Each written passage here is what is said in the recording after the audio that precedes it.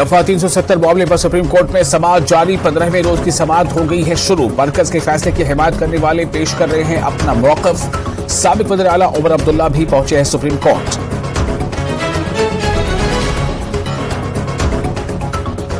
Election या development के लिए नहीं किया है सुप्रीम कोर्ट का रुख। साबिक़ वज़ीर आला उमर अब्दुल्ला के न्यूज़ 18 से खास बातचीत। कहा, इंसाफ के लिए खटखटाया है सुप्रीम कोर्ट का दरवाजा।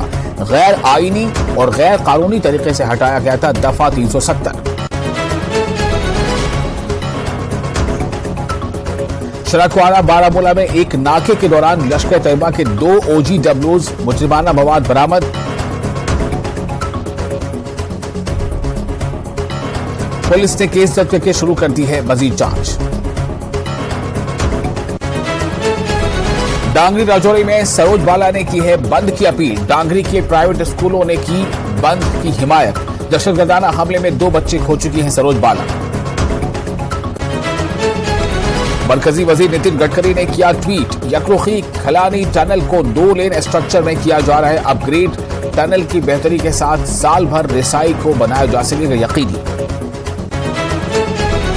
सबकदोश होने वाली आंगनबाड़ी वर्कर्स और हेल्पर्स का एहतजाज। अनंतनाग में किया एहतजाजी मुजाहरा। सरकार पर उनके जायज मुतालबात नजरअंदाज करने का लगाया इल्जाम।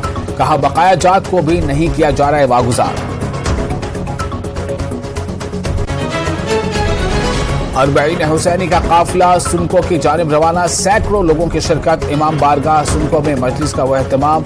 6 सितंबर को होगा इख्तिताम पजीर।